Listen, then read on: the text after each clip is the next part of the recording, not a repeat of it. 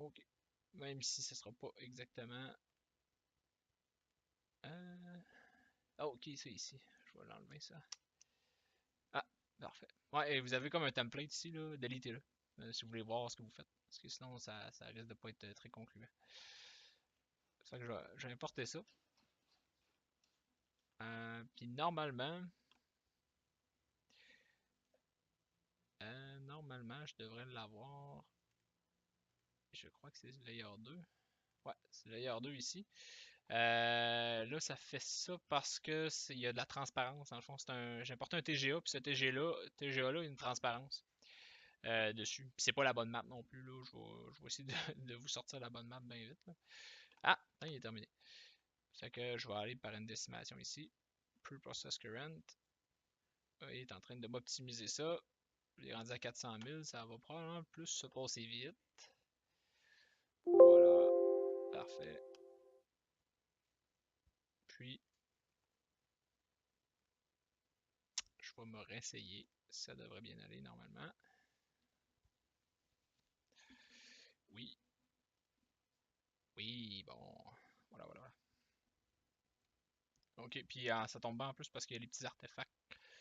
Euh, il y a des artefacts ici. En fait, il y a de l'interprojection à des places. Puis, c'est justement ça, je vais vous montrer comment essayer d'estomper ça. Parce que des fois, vous n'avez pas le choix de les nettoyer à la main.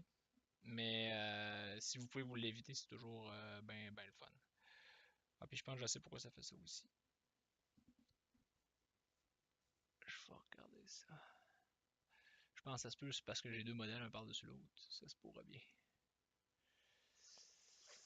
Mais c'est pas grave.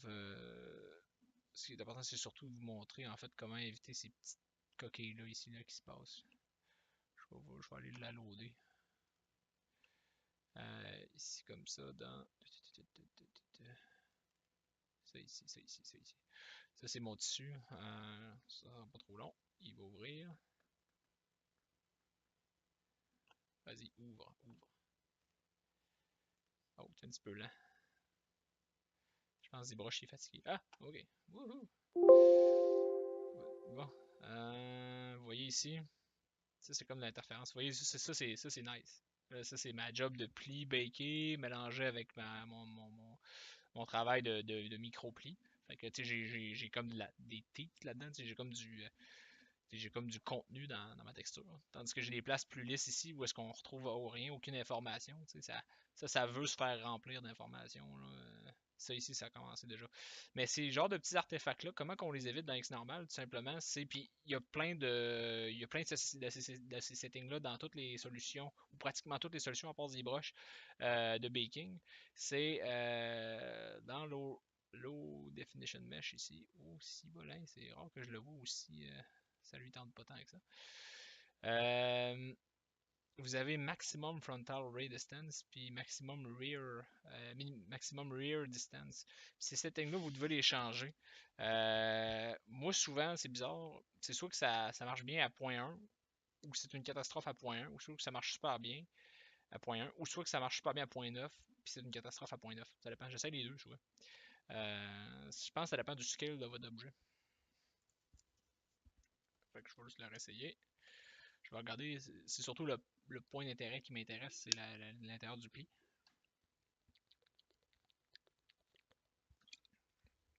Voir si ça va avoir aggravé. Je pense que ça s'est amélioré. À moins que je me trompe. Là. Oui, ça s'est amélioré parce que vous voyez ici, là, j'ai un artefact, là, un début. Fait que, fait que là, si vous bakez avec X normal, vous avez des problèmes, regardez toujours votre maximum résistance, puis la frontale, puis la rear, puis diminuez-la ou augmentez-la. Là, j'ai été chanceux, j'ai diminué. Puis vous voyez, j'ai perdu une bonne couple d'artefacts. Fait que ça me fait du cleaning de moins à faire. On va le regarder de proche. Là. Fait que là, vous voyez ici, j'ai des coches. J'ai des coches ici. Ici, j'ai des coches.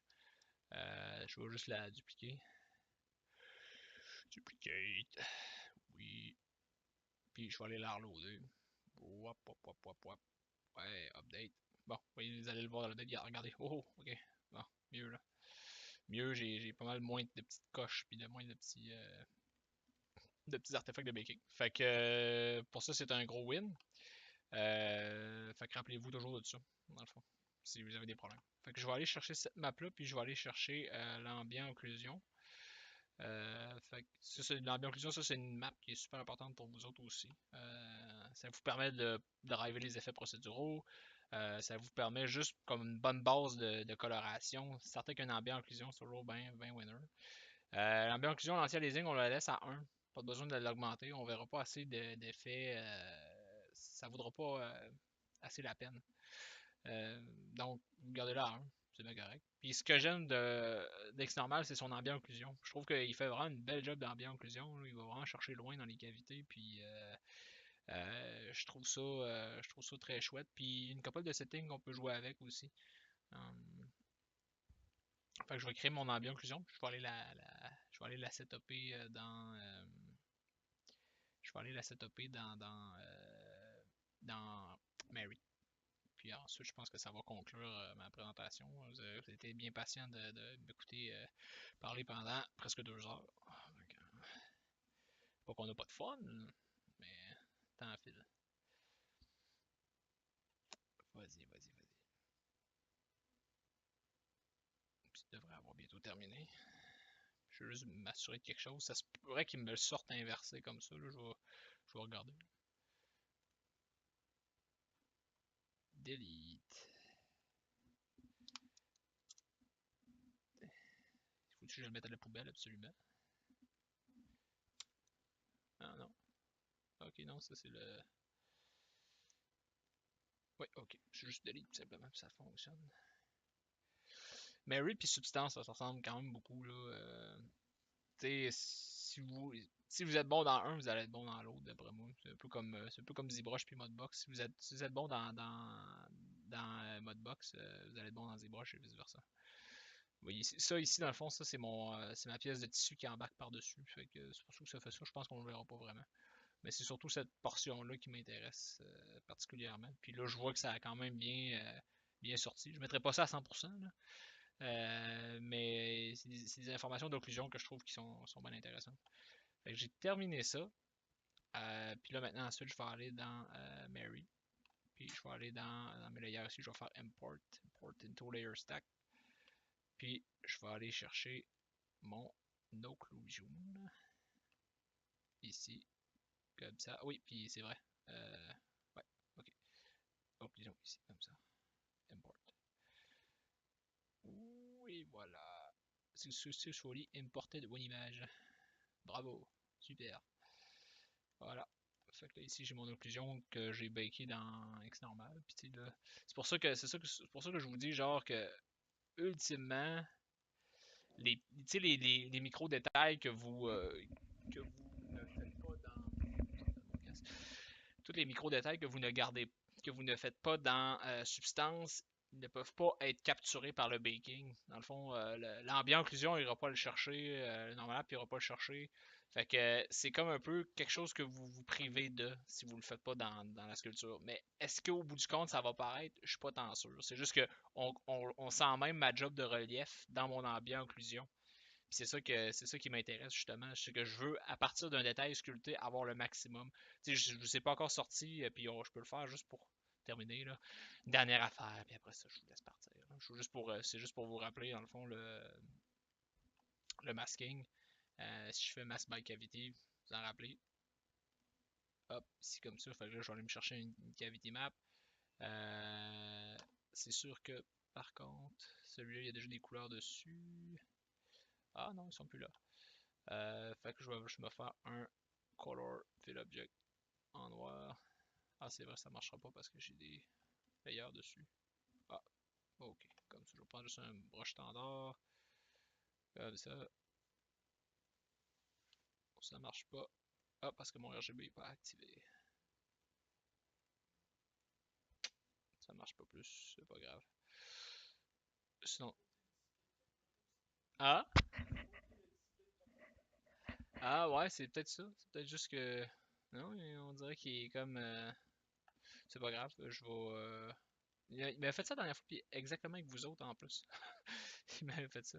Fait que c'est drôle, ça fait comme. C'est comme s'il y a une étape que je fais qui aime pas, ou je sais pas quoi exactement. Mais c'est pas grave, je vais le retrouver. Mais bref, vous pouvez extraire. Ah, ben regardons ça, ce que je vais faire. Je vais faire encore quelque chose de mieux que ça. Je vais aller dans le masking. Puis je vais faire. Je sais qu'il y a moyen de soustraire, de soutirer l'alpha à partir du masque. Je pense que c'est dans alpha. euh, hmm, ça va m'en revenir au prochain cours. Au prochain cours, parce que je pense qu'il y a moyen d'extraire directement le masque puis faire une map avec. Faut juste que je vais m'en rappeler.